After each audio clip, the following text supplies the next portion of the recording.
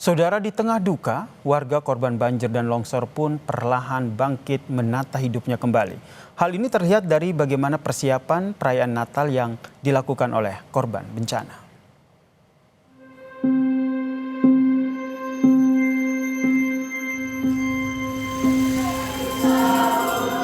Sama-sama berdoa biar jangan ada lagi bencana longsor di desa kita ini.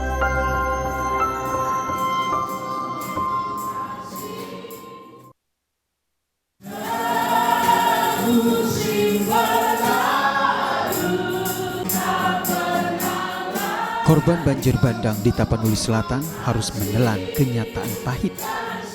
Tahun ini tidak bisa merayakan Natal bersama keluarga dan kerabat mereka yang telah meninggal dunia diterjang banjir bandang.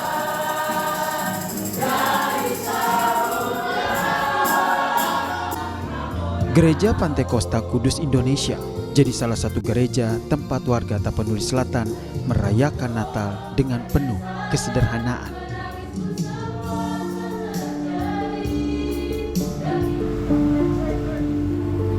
Gereja akhirnya bisa digunakan setelah warga bersama TNI Polri membersihkan bangunan ini dari timbunan tanah dan juga lumpur. Ibadah itu harus begitulah, walau seadanya, walaupun sederhana, tanpa ada semuanya. Ya kalau memang betul-betul hati kita itu sungguh-sungguh mau memuji Tuhan, itu tidak akan berpengaruh dengan keadaan yang darurat itu. Okay. Artinya pohon Natal belum ada, yang biasanya kita kalau Natal itu ramai dekorasinya, sama sekali belum ada. Jadi untuk mendekorasi satu hari ini nggak mungkin selesai. Jadi maka kita undur ke tanggal 24 supaya ada 2 hari lagi kita mendekorasi gereja ini, walaupun juga tetap kembali kepada sederhana apa adanya.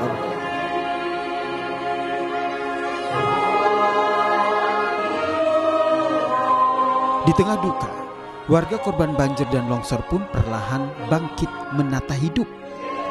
Ini juga yang terlihat dari korban banjir di Tapanuli Utara yang lebih awal menggelar perayaan Natal.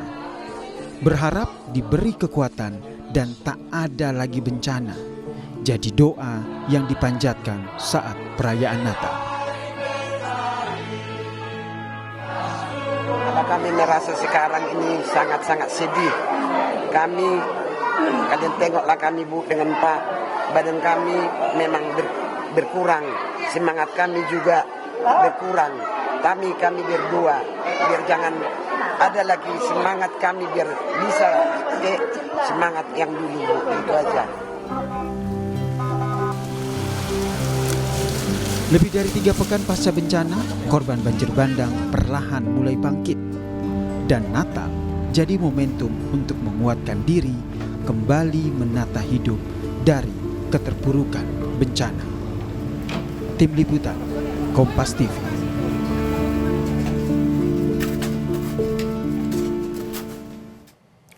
Dan 3 hari lagi saudara, umat Nasrani akan merayakan Natal, termasuk para pengungsi yang menjadi korban banjir di Kecamatan Batang Toru, Tapanuli Selatan, Sumatera Utara. Lalu apa saja persiapan mereka menjelang Natal? Kita tanyakan kepada jurnalis Kompas TV Khairul Bazar yang berada di Tapanuli Selatan. Selamat petang Khairul. Di tengah kesederhanaan tentunya, kemudian bagaimana korban bencana banjir bandang di sana menyiapkan perayaan Natal di tengah kondisi seperti ini?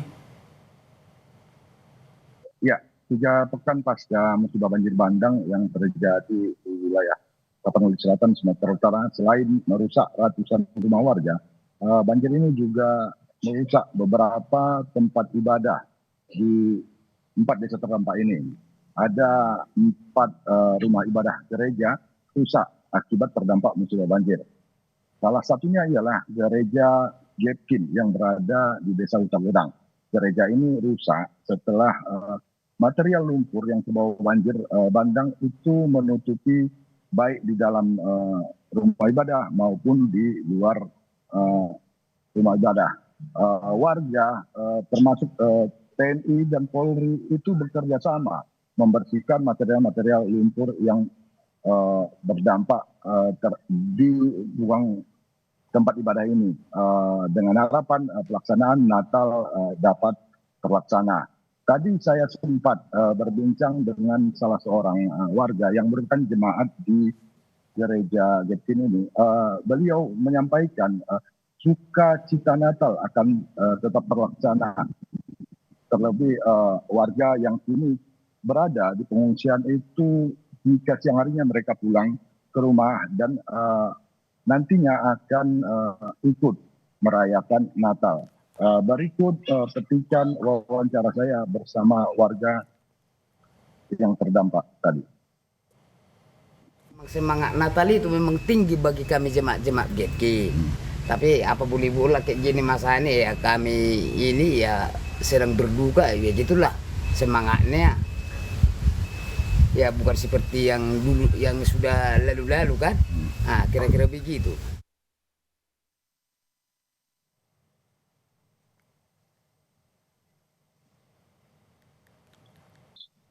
Ya.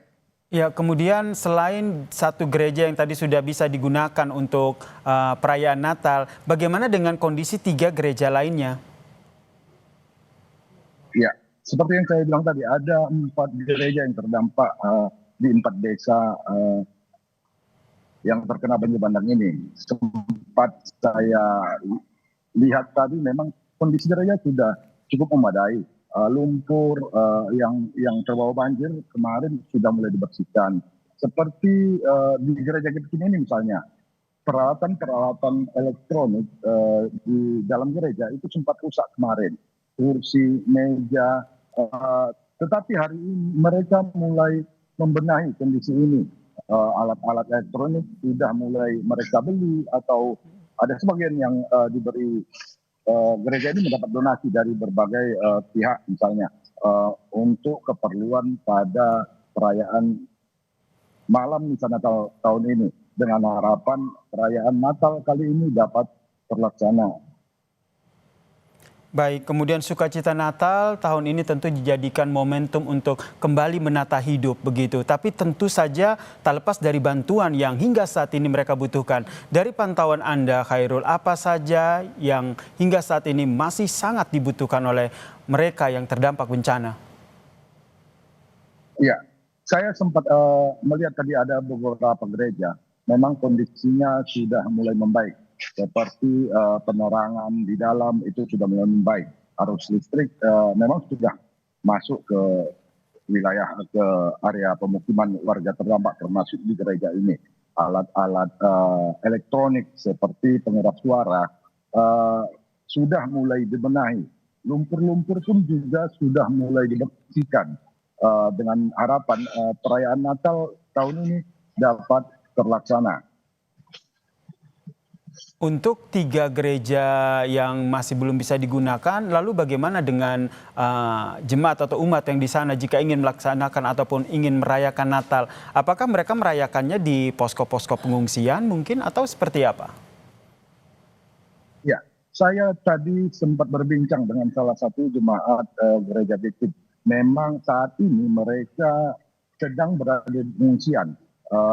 Tetapi pada waktu perayaan terutama di malam misa Natal nantinya mereka menyebutkan tadi akan beramai-ramai untuk pergi ke gereja untuk melakukan perayaan. Saat ini mereka jika siang hari mereka pergi membenahi rumah mereka yang rusak, terus melihat kondisi atau memperbaiki gereja. Dan jika malam hari mereka itu kembali balik lagi ke pengungsian, dan mereka menyebut pada perayaan Natal ini mereka akan berkumpul dan beramai-ramai akan menuju ke gereja untuk merayakan perayaan Natal tahun ini. Sukacita Natal tentu saja diharapkan jadi momentum untuk kembali menata hidup warga korban banjir dan juga longsor di sana. Terima kasih jurnalis Kompas TV Khairul Bazar atas informasinya dari Tapanuli Selatan bercerita tentang bagaimana persiapan Natal di sana.